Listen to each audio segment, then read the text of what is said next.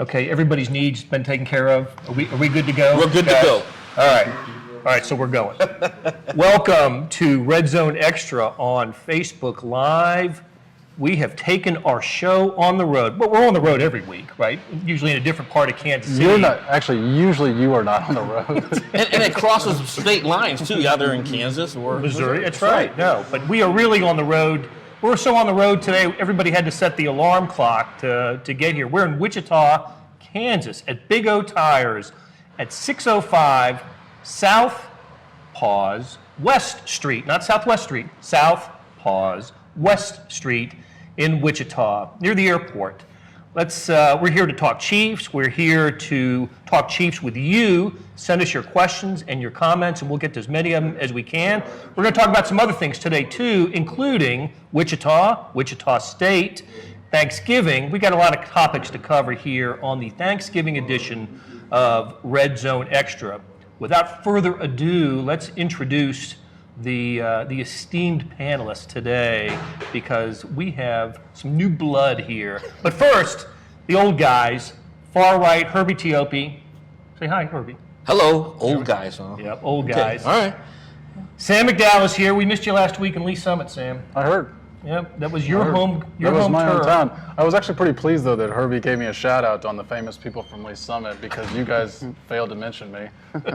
Yes, we did. And we are grateful to have Taylor Eldridge, who covers the Wichita State Shockers and the Wichita sports scene for the Wichita Eagle, part of the McClatchy family. Taylor, welcome. Glad to have you here. Yeah, man. Thanks so much for having me on, guys. I appreciate it. Yeah, this will be good. And look, you've been following the Chiefs your whole life. You're from here. I am. I'm not like a huge Chiefs fan, but I play fantasy football, so this is where all my knowledge is coming from. Right. Which makes it greater than most people's knowledge of the Chiefs. And I think we'll find out it's probably greater than the combined knowledge of the Chiefs of any of us. Wow. So, all right, so Chiefs, Raiders, Sunday. Man, when this game started, or when this game was scheduled, and going after the Monday night game where the Chiefs defeated the Chargers, we looked at this as a showdown for the AFC West lead, and technically it still is, but it looks different now after the results last Sunday. Herbie, lead us off. Raiders just looked terrible on Sunday. A truly disappointing loss to the New York Jets, 34-3. They had an opportunity to go to 7-4 and enter this Sunday's game against the Chiefs at Arrowhead Stadium with identical records. Now, obviously, even with the identical records, the Chiefs would still hold the lead because they defeated them in Week 2. But I don't think this game has lost that much luster, because they're only a game back. So even if you win that game, you set up a huge month of December with 4 games left. And for the Chiefs, 3 of those 5 games come against divisional opponents. You still have the Raiders, you still have the Broncos, and then you have the season finale against the Chargers. So it's going to be up to these 2 teams to take care of business. All the Arrowhead for the too, Chiefs. right? All the division Correct. opponents are at Arrowhead. But the way that the Raiders lost, Sam, wouldn't that does take maybe a little bit off this, a little bit off the I think it puts a fastball? lot more pressure on the Chiefs, because what we had thought would be a hot team coming into town, and the Raiders were a highly respected team, more so than at the start of the season, and now I think all the pressure is on the Chiefs to win this game with what you saw. I mean, you can't win a game going to New York, and I recognize that you're traveling across 3 time zones, playing on the East Coast, and there's an extra element there that won't be in Kansas City, and certainly John Gruden's going to have a team fired up to play in Kansas City, but to me, based on what you saw a couple days ago, you're looking and saying the Chiefs have to win this game now. I think there is some pressure. There's more pressure on the Chiefs to win this game. But as Herbie and I were talking about on the way down here today, look, with the game lead on the Raiders, the Chiefs, let's say the Chiefs win, and I haven't seen the line yet. I always look to you, Sam, for the line. I actually have not seen the line yet for that game. We will work that out as we go. I would think so. It's 10. Okay. 10-point favorite? That's pretty healthy. Yeah, that is healthy. It's the biggest line of the week. Wow. That's significant. Yeah, I mean, I'm a Sam Darnold truther. He's on my fantasy team, so I was not surprised that they beat down the Raiders. How bad is that team? It's a 2-quarterback dynasty league, so there's the context. But I've been on Sam Darnold this whole year, so yeah, just from my experiences, I have a lot of Chargers players. They are so frustrating to watch. The Raiders are struggling. the Broncos are struggling. I think the AFC West is not looking too great outside of obviously Kansas City now with Mahomes back. So I think 10 points, that sounds about right. I would take the Chiefs to cover that. After watching what they, like you said, what kind of the performance they had last week against the Jets. You know I love Sam Darnold, but he should probably, when you lose 31 points to the Jets, that's not a good sign. And Carr was yanked in that game. Yeah, I pulled him out of the game. Yeah, in the third quarter after he threw the pick six, which was a great athletic play, by the way. I forgot who the Jet was who did that, but a one-handed interception that he tapped to himself. It was a great play. I think he was just trying to Gruden knew the game was lost at that point. Yeah, Wanted to get him out of there. Yeah. Cold weather. I think Gruden at that point was coaching for this week. I think he was too. So, Yeah, don't get him hurt. Yeah. Yep, don't get him hurt. And so, look, Chiefs and Raiders. This is round 2 for the teams this year. They met in week 2, and it was an amazing quarter for the Chiefs. Amazing quarter. In fact, I don't know if a quarterback has ever had a better quarter than Patrick Mahomes had in the second quarter of that game in Oakland. Chiefs were down 10-0 in that game, and at halftime they were up 28-10.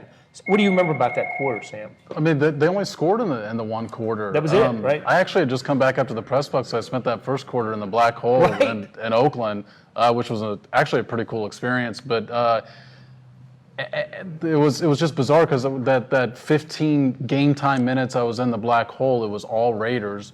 I get back up and it's just like, well, what happened to this game? But his receivers made some plays too. I mean, Demarcus Robinson made a couple plays. They started taking advantage of the deep ball. McCole Hardman, that was sort of our first glimpse of his speed. Yeah. And more so than the breakaway speed, I thought his burst to get past the safety on that deep ball. So those are probably the two things that stick out the most to me from that quarter. And yet the Raiders.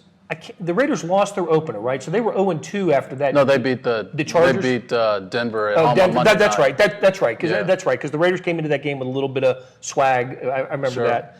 But they're 6-5 now. Aren't the Raiders ahead of where we thought they might? Taylor, the Raiders, aren't they a little bit ahead of where we thought they might be in the preseason? I mean, if you watch Hard Knocks, then Yeah. this is about what they thought they would be. But yeah, it is a little surprising, but I think it just goes back to AFC West. You know, someone else has to win. You know, with the Chargers being such a disappointment this year, man, Philip Rivers, he's on his last legs. He's so frustrating to watch. I have Austin Eckler on my team, so Philip, throw more to him. They need to use that guy more. But some second team in the AFC West has to step up a little bit. So I think that's just kind of a result of that. And but I think they are probably ahead of where a lot of people gave them credit for, you know, with John Gruden and just the way they looked coming into the season. I thought not very many people were very high on them. So I guess they have been, the surprise team in the division. Look, we're going to get into this. Andy Reid against the AFC West. We always talk about it when the Chiefs prepare to play an AFC West team. Herbie, you looked it up. Is it 24-3? 24-3 since 2005. I think it's since the 05 season, or 15. I'm not 05, yeah. 15.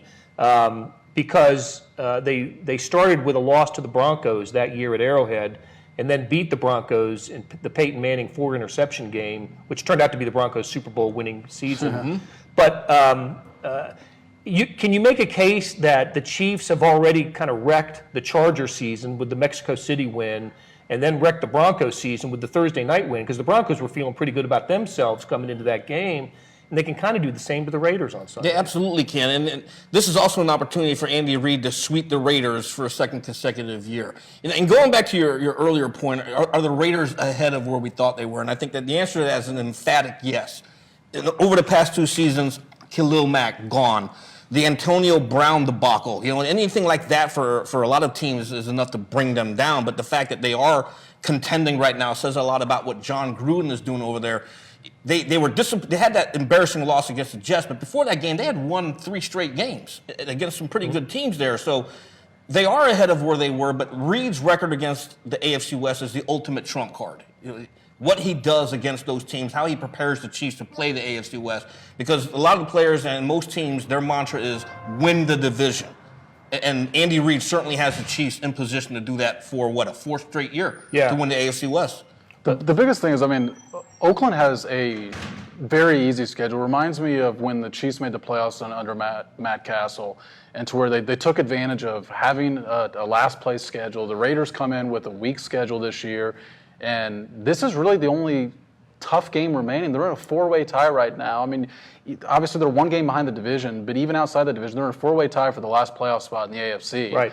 And so if they win this game, they're in the driver's seat to make the playoffs this year. And I don't think any of us thought going into this year the Raiders were a playoff team. Well, I didn't think so. I wouldn't put them in the driver's seat, although the Chiefs have to play at New England the following week. I mean, I think they're in the driver's seat to make the playoffs. You talking about as a wild As a card? wild As a wild card, because over the Bills, Steelers, and Colts, the which all have the Bills are 8-3, but the Steelers, Colts, Raiders. they're all 6-5. They're all 6-5 right The now. Titans, Ryan Tannehill. Yeah, the Titans. Those 4 teams are 6-5. But when you look at the way the schedules play out in the back end, if the Raiders can get this game in Kansas City, there's not a lot of teams lining up on the back end of that schedule that could probably scare you if you're the Raiders. How about a Raiders Chiefs wild card round Opener, yeah. playoff game? Yeah. It could happen. It could happen, yeah. Way back in the day, I think it was '91. They played the final game of the regular season, and then 6 days later they played in the playoff game at Arrowhead, the Todd Marinovich playoff game at Arrowhead. So, well, speaking of the Raiders and why they're 6-5 and been up and down.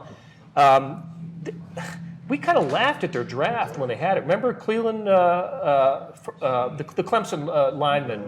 Farrell. Yeah, Farrell. Colin Farrell.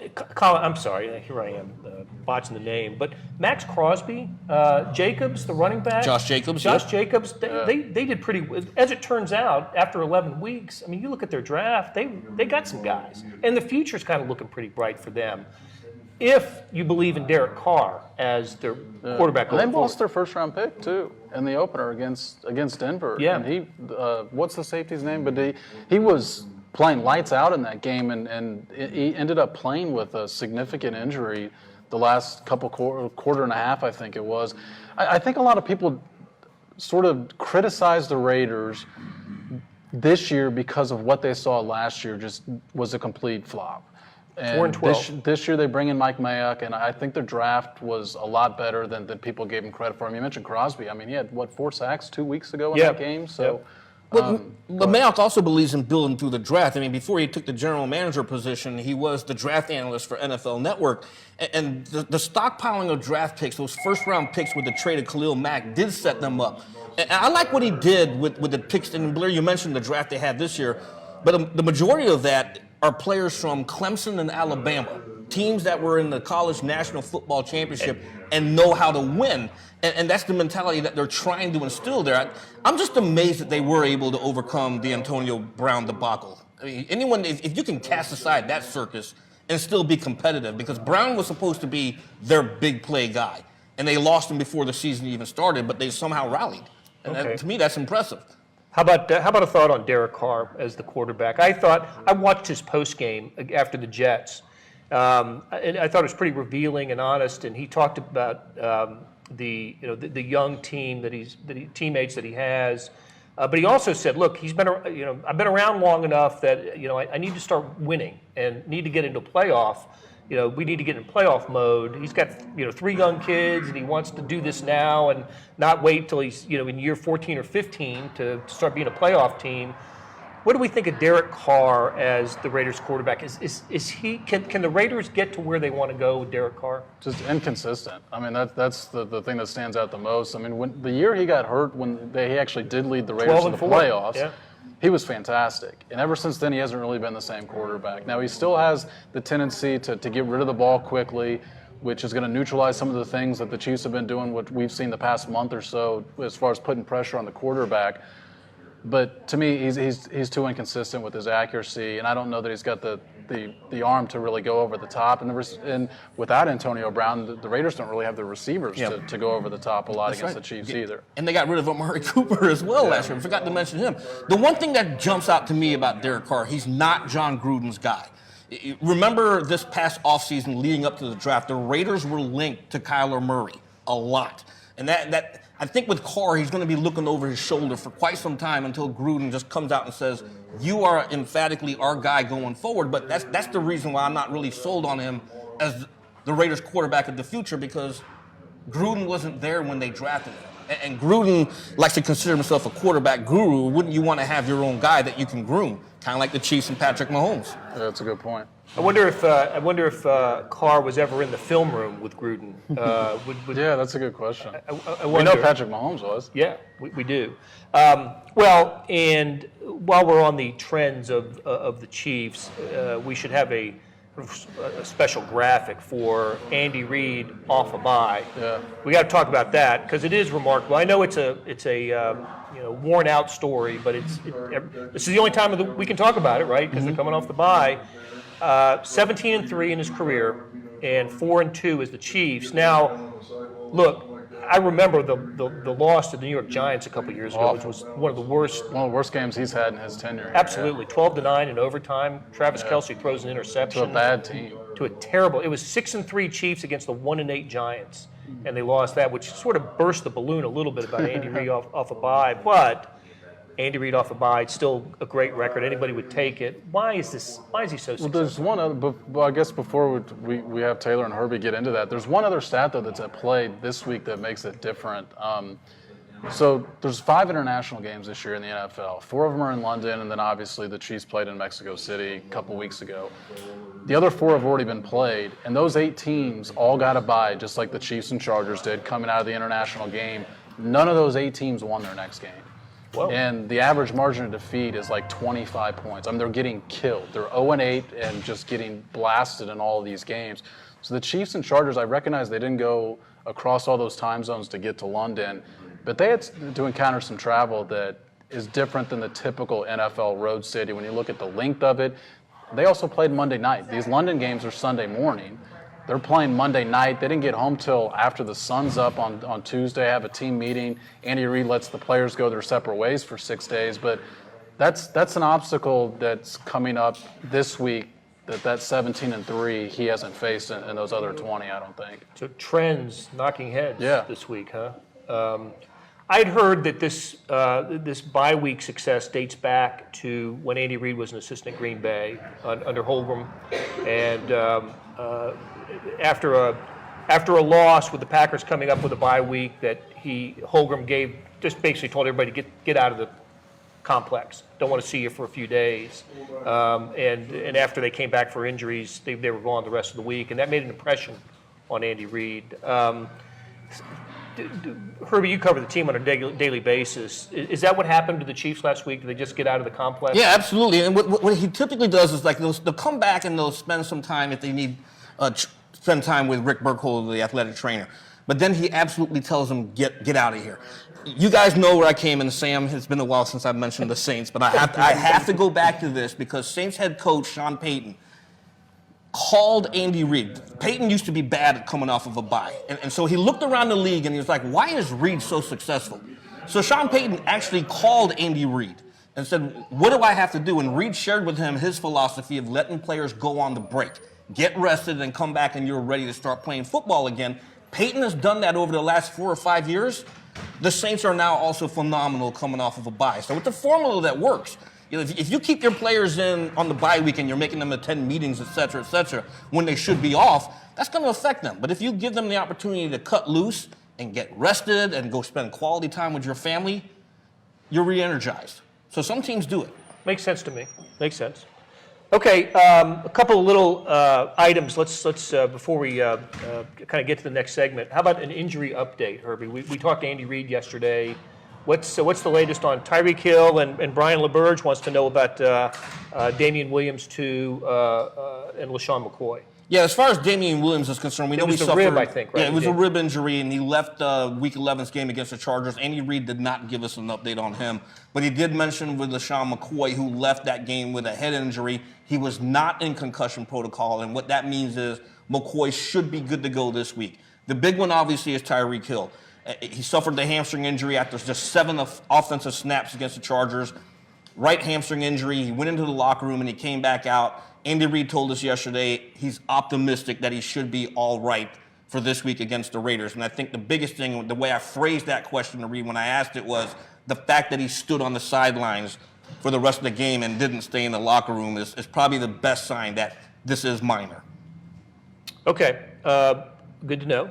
And let's let's take a moment here and we'll as we do every week, we begin a segment called "Where the Rubber Meets the Road," as our producer Beth gets that graphic going.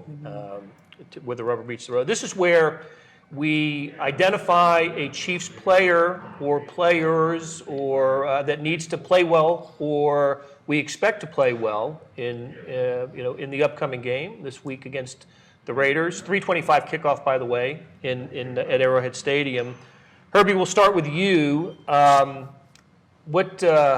Who needs to come up big for the Chiefs this week? I'm going to say Reggie Ragland. Okay, we mentioned Josh Jacobs. We know the Raiders like to run the football. Jacobs had 99 yards rushing in that Week 2 matchup. We know the Chiefs' weakness. Whether they finally fix it during the bye remains to be seen, but it's against the run. The Raiders are going to look to run the football with Josh Jacobs. Ragland is a run-stuffing linebacker. He'll play more than 17 snaps than he did this past week, 2 weeks ago against the Chargers. Ragland is my guy. All right, Sam McDowell, who you got? I'm going to go with Sammy Watkins, and it's been a while since I think we've talked about him becoming a big factor in a game, but if Tyreek is not 100%, even if he is going to play, I think Watkins needs to have a bigger day, and the Raiders' pass defense is horrendous. I think they're 5th or 6th worst in the NFL. The Chiefs got him, like you mentioned, even if it was just in one quarter in Oakland, that they rallied up a chunk of those yardage. But I think the receivers are going to have a big day, and I think Watkins is going to have a better day than what we've seen for the past month out of him. Taylor, you of fantasy football. I have LaShawn McCoy. There you go. Too many fumbles. Too many fumbles. It is too many fumbles. -2 points. -2 points, killer. I also drafted Darwin Thompson. What happened to him? What a waste of a pick. Yeah, he has been. We all agree, those of us that were at training camp this year, that he was the MVP of training camp. I was relying on you guys, and it's resulted in nothing. It hasn't. But yeah, my pick, like Kirby says, if they're going to stop the run, that's going to set them up in passing downs. I have an inside tip. Honey Badger, he's going to get a pick 6 this week. That one was for you, Vahe. We miss you and Sam Mellinger this week. God, if he does it this week, that would be unbelievable. That would be great. I think one of the things the Raiders do well, and why Derek Carr's completion percentage is as high as it is he gets rid of the ball quickly. I think the Chiefs' corners are going to have to play some press coverage, and so for sure. Travarius Ward will be my guy to. They're going to need him to step up and play physical this week. So Pick 6, do you think? I'm not going pick 6. Boy, I tell you what, Vahe almost had it though. He did. He was pretty excited. He did. About that We front. were all excited. We almost all broke our cheering in the press box rule when he was 7 yards away from bringing that back. Right. So we're at week. This is week 13. Week 13. And Vahe picked it 11 weeks. I think projected the Tyrant. Taylor's doing it for him. This is the week. Yeah, this is It's the week. absolutely the week.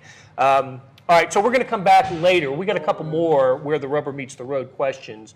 But I thought that while we have Taylor here, we could take advantage of Taylor's knowledge of Wichita and the Shockers, the Wichita State Shockers, who start their holiday basketball tournament today. Is it 6 o'clock tip or so? 5 p.m. 5 p.m. tip in Cancun. They are playing the Frank Martin South Carolina Gamecocks. Wichita State off to a 5-0 start. I don't know if they've played. Have they played an RPI top 100 team yet? No. I mean, they played 5 kind of outmatched opponents, all at Coke Arena, so they haven't really been tested. They've had a few games where they've struggled and had to kind of pull away late, but they really haven't been tested. South Carolina is going to be, the biggest team, the best team, the most athletic team they've faced. So, yeah, we're going to find out a lot about, the Shockers tonight to see how they fare, and then even tomorrow, either Northern Iowa or West Virginia. So it would be kind of cool to see, WSU, defensive first team under Greg Marshall, play a defensive first team, Frank Martin, and then maybe, Huggy Bear on Wednesday. Right. So that would be 2 great defensive performances, I think. And one thing that I learned or recalled from reading from a story of yours recently was Shockers had a difficult time finishing games last year, kind of closing out games. They lost leads late.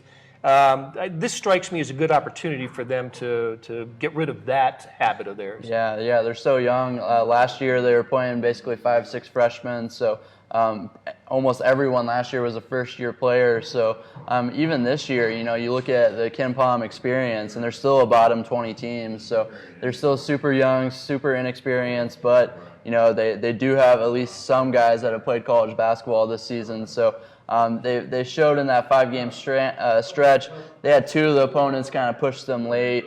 So I mean, they can kind of point to that as we're getting better at handling adversity, but then Greg Marshall, I mean, he makes a fair point. He's like, well, we're playing, overmatched teams at Koch Arena, so that's about as good as it gets as far as conditions go. So how are they going to fare when it's a neutral court? They're going to have to generate their own excitement. They can't rely on the Koch Arena crowd.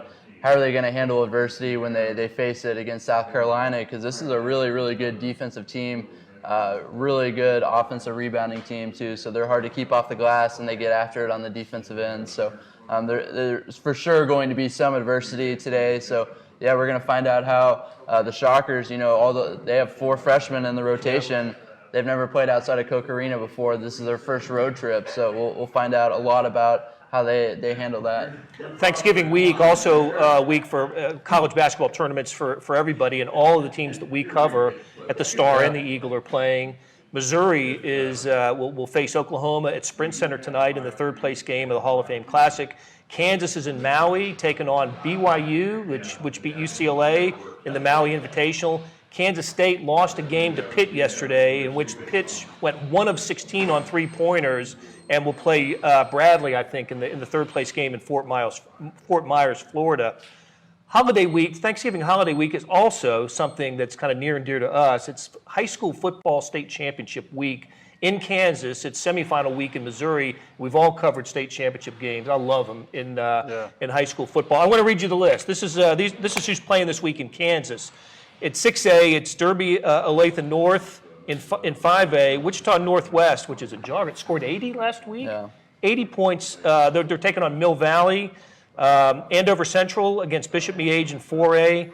Miege, 4A, man. Those guys, they're rolling. Andale is in the 3A championship game, taking on Perry LeCompton. Norton and Nemaha Central, I hope I pronounced that right. In 2A, Smith Center against Centralia in 1A. 8-man Division I, get that in Kansas.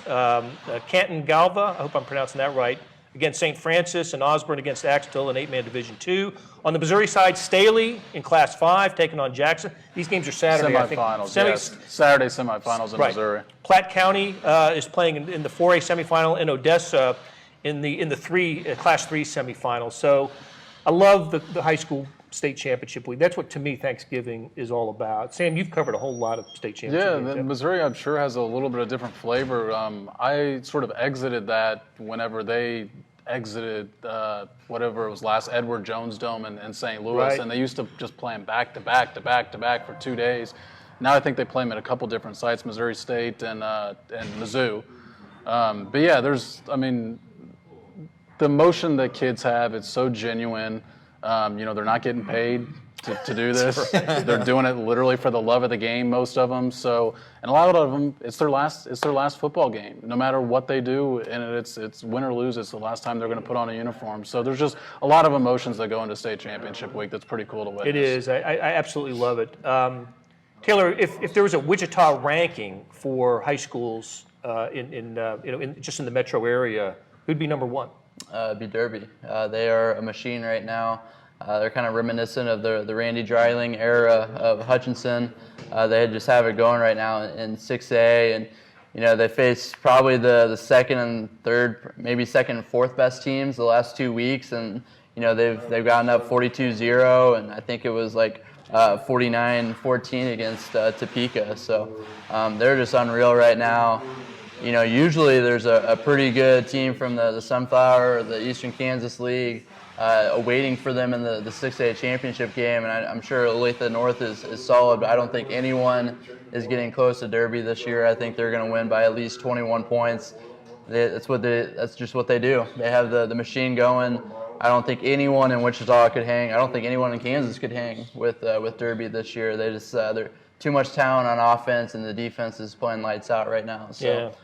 But Northwest, I think they're that could be an interesting game. Everyone kind of figured, had penciled in Aquinas for that title game. So now that they're out, who knows? Northwest, I mean, if they're going to win, it's going to be 50, 60 points. So you could see a shootout there because they're going to give up 50 or 60 points too.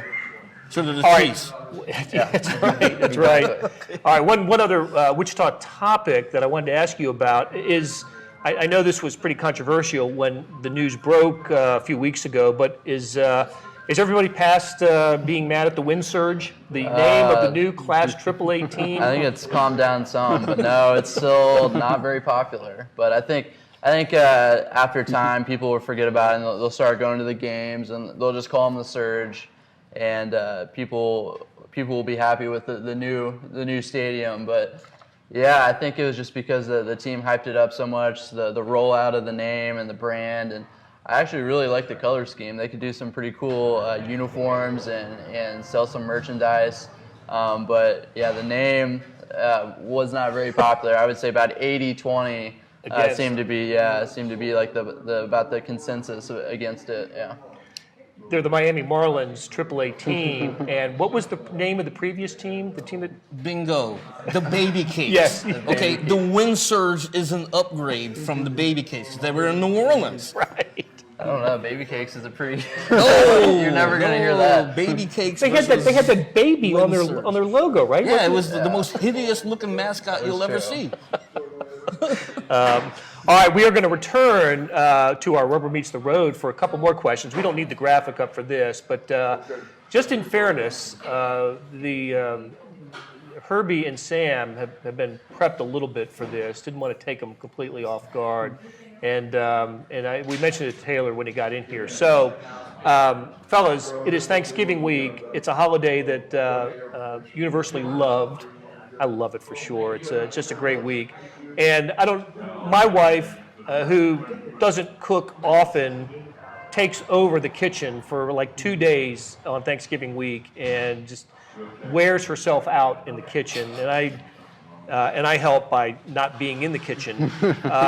So what I want to know from each of you guys is most overrated food, Thanksgiving food. Just pick one item that we think is just gets a little too much run here at the holidays. Herbie, as always, we start with you. What about candy? No, I'm not candy. I'm not going candy corn. That's corn. not overrated. That's fantastic.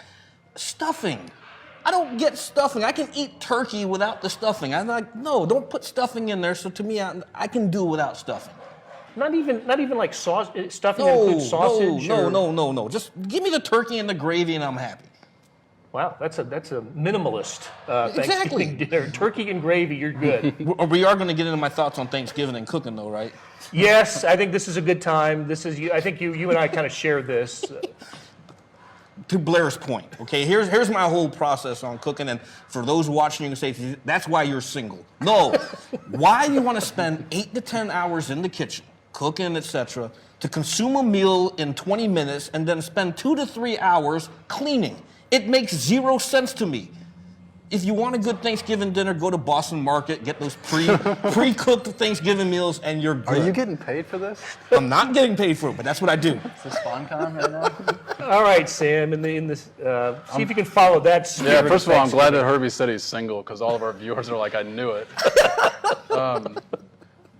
This is probably not going this is not going to be popular, but I think Thanksgiving meal is the most overrated meal as a whole, and it starts at the top. I do not like turkey.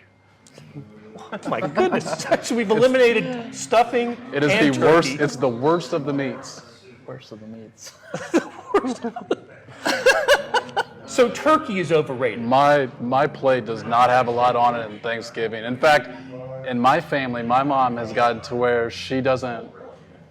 This last weekend, we had turkey for the first time in a long time because we had gotten to where we were doing kind of rotating it, pizza, Italian, different things, and it was mostly because it was probably less stressful for her not to hear me complain about having to eat turkey.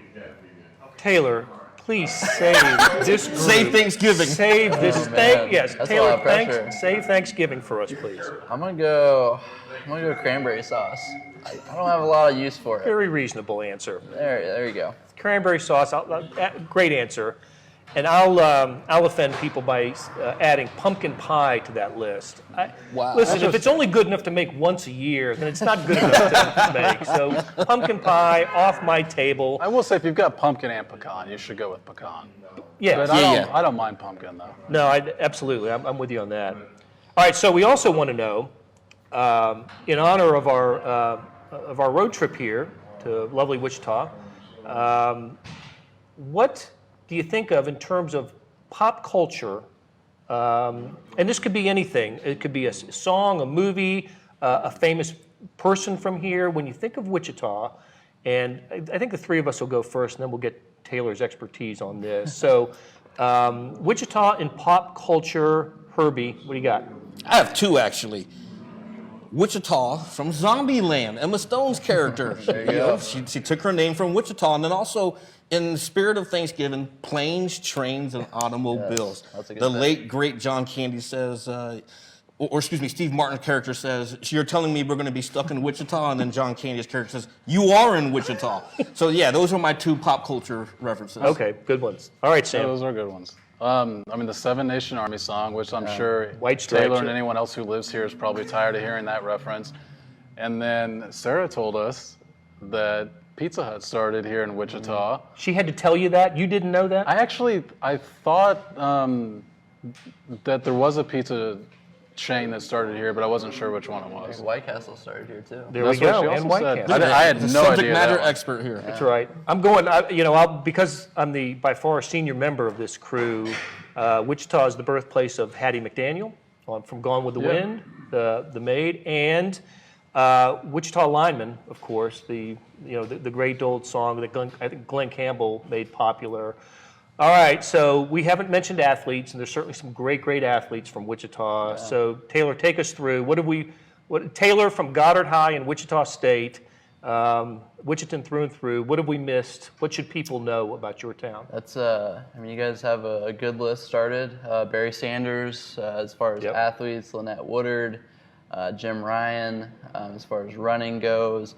There's actually been a lot of really cool athletes to come through here. And Bob Lutz, a former Wichita Eagle columnist, he's actually organizing an event, 150 for 150 for next summer, and he's going to try to get together 150 of the best high school athletes to come through Wichita.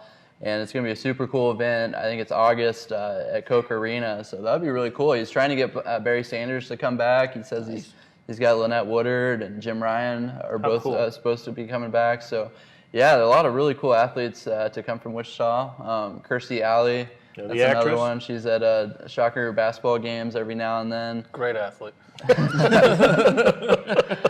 But yeah, like Sam said, the Seven Nation Army song, they've kind of leaned into that. I think it's not, they don't think it's annoying. They play that all the time at WSU games. Oh, interesting. and- Okay. Yeah, so some opposing teams actually play it on the road too. I don't think they put it together that the Wichita lyric is in the song, but yeah, they started playing that before basketball games this year. So they've kind of leaned into that. That's pretty cool. I bet that's a good scene when they do that. And then, then there's a couple of pop culture references too, like Herbie. Herbie said that Planes, Trains, and Automobiles. That's a classic. That was like one of my dad's favorite movies. We watched it all the time growing up. So that's one of the best of John Candy for sure. As journalists, we should all appreciate also there's a Wichita reference in All the President's Men. There is. Yep. That's a line straight out of Wichita. You did some Googling before this. I did not. I watched All the President's Men a lot. Well, I couldn't let candy corn happen again. We just could not have a response like that. That was devastating to everybody. To everybody. Yeah, it really was. Everybody. It really was. I was also going to add that even though he did not grow up here, Gail Sayers was born in Wichita. Oh, so was he? Okay. Barry Sanders and Gail Sayers. wow. That's a hell of a backfield. It's a good 1-2 punch. To be Yeah. born in Wichita. So, listen, great town. Love coming here. We've come here for regionals, come here for Shockers games. My daughter ran in the state track meet at Cessna Stadium for 3 straight years. You talk about a great event. The Kansas State High School track meet. It's the biggest one in the whole country. In the 30,000-seat football stadium, and it's a fantastic couple of days here. A lot of state championships are played here. I remember they were playing state baseball at the same time on the Wichita State campus. So, look, we had a great time today. Taylor, it's great to see you. Glad you were able to come over here and join us. Herbie and Sam for making the drive down, along with Sarah and our producer Beth. We've been bringing you Chiefs Talk on Red Zone Extra, Facebook Live from the Big O Tires in Wichita, Kansas, and we will talk to you from a Big O Tires in the Kansas City area next week. See you guys. Have a great Thanksgiving.